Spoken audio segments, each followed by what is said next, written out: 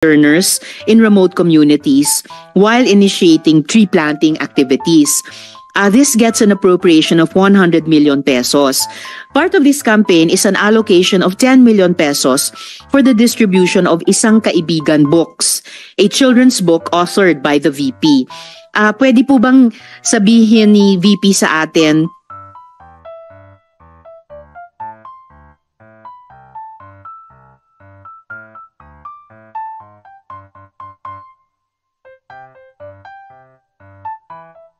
more tungkol sa librong ito? Here, let me make a rebuttal and another example of politicizing the budget of the government. Ito pong sinabi ni Senator Risa Ontiveros na at the proper time she'll make a motion to lodge the budget, the requested budget of the OVP to the other agencies. Let me just quote Senator Risa during the Akbayan Congress. Alam ko po na ang daming kalat ni Duterte na hirap tayong linisin. Ang kadiliman noong panahon niya ay talaga namang nanuot sa ating lipunan para mansa na napakahirap tanggalin. At habang ang anak niya ay may kapangyarihan pa, hindi magiging madali ang ating laban. While VP Sara is in power, the threat of a full-blown Duterte comeback is still a very real and present danger. For one, they are supported by one major superpower, China. So that is an example of politicizing the budget of the government. May we request, Madam Chair, that Senator Risa Ontiveros repeat the last question. I will certainly, if you request, Madam Chair, repeat my question dahil walang kinalaman sa kasasabi lang ng VP ngayon. Alam nating lahat na miyembro ng iba't ibang partido, yung speeches natin sa ating mga kamiyembro sa mga party congresses ay hiwalay na event dito sa budget debates. So, I really take exception dun sa sinabi ni VP na rebuttal iyan dahil halimbawa ito sa politicizing. In fact, wala akong tinanong tungkol sa China o kahit sino pa mang ibang bansa dito sa budget hearing na to. I am asking about yung national budget na ipapasa natin sa Kongreso para sa bansang Pilipinas sa taong 2025.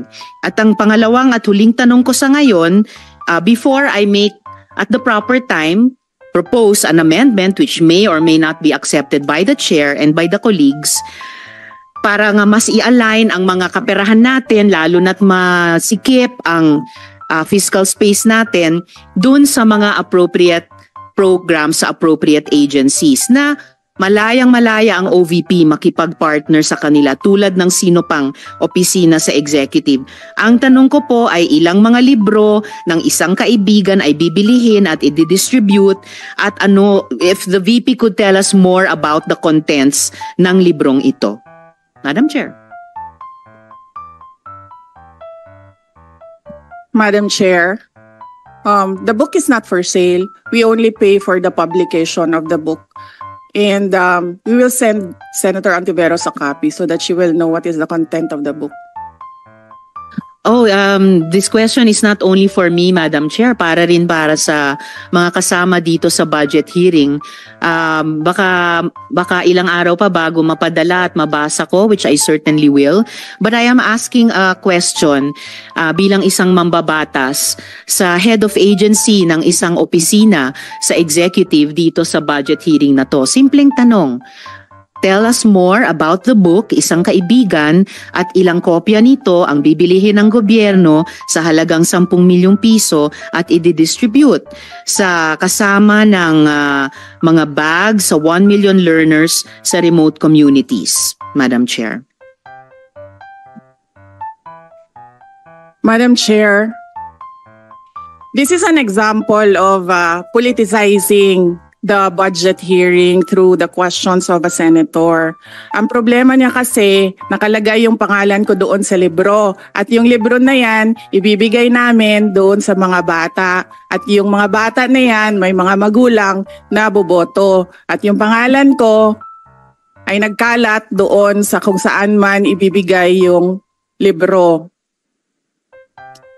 Madam Chair, we commit to send tomorrow everyone in this room a copy of the book. Madam Chair, hindi ko maintindihan yung ugali ng ating resource person. It is a simple question. Paulit-ulit na this is politicizing. Ang VP ang nagbanggit ng salitang boboto. Wala akong sinabing boboto.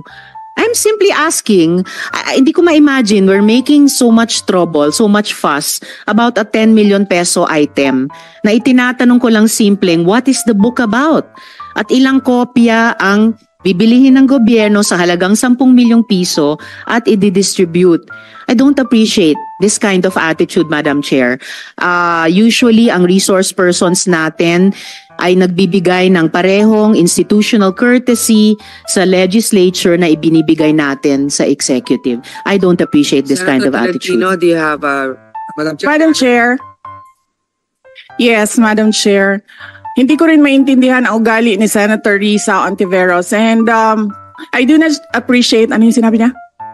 I do not appreciate this kind of behavior and attitude. Madam Chair, noong 2016, tumatakbo si Senator Risa Ontiveros na senator, nakailang talo na siya. So, Dalawa, Madam Chair. okay, dalawa. Natatakot siya sa pangatlong talo niya, kaya pumunta siya sa Davao. Humingi siya ng tulong. Tinulungan siya ng isang kagawad ng Davao na ngayon hindi na siya sinusuportahan. Humingi siya ng tulong sa akin, thinking na hindi mananalo si President Rodrigo Duterte. Kinausap niya ako ng kinausap doon sa law office ko sa Davao City. Sabi ko sa kanya, o sige, tutulungan kita. Chinika niya ako ng chinika. Tapos umalis siya.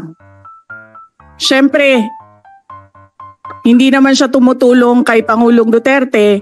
Hindi din totoo yung sinabi ko na tutulungan kita. Tinext niya ako. Pwede ba akong mag-follow up sa hinihingi kong tulong sa boto dyan sa Davao City? So sabi ko sa kanya, okay, sige. So, tinawagan ko at sinabihan ko at pinakiusapan ko ng pinakiusapan si former Congressman Milen Garcia. Sabi ko sa kanya, Kong, tulungan mo ito. Bigyan mo na lang ng ilang barangay mo at ilang mga leaders mo. Ayaw pa siya tulungan ni former Congressman Milen Garcia. Pinakiusapan ko ulit, Kong, please tulungan mo na lang. Nanalo na siya at nung nanalo siya, anong ginawa niya? Siya ang pinakaunang umatake kay President Rodrigo Duterte. Anong tawag sa ugaling ganito? With due respect to our resource persons and also our colleagues, I think this doesn't really.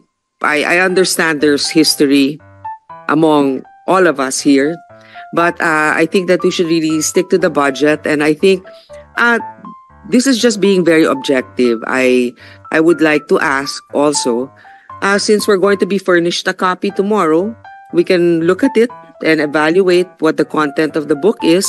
But maybe just a general, we won't ask line by line, ano ba yung libro na yan? But tell me, is it for good manners and right conduct? That's fine. Is it science? Is it history? So maybe just a general one, so we can just answer it. Because I understand that every office will have its own advocacy and initiative. So, but then, I don't think it's also wrong for us to be curious what it is about. So just a general one. Any of the undersecretaries can tell me what the topic of the book is. Is it history? What is it? Madam Chair, the explanation is in the title, Isang Kaibigan. It's about friendship. Okay. Then that's for the record. It's about friendship. Madam Chair, just a last point. Okay. So kung sana ganun yung naging sagot sa simula pa, 'di ba? Napakasimple. Simpleng tanong, dapat simpleng sagot. Nagkwento pa ng kwento na sinabi dati na walang kinalaman sa tanong ko.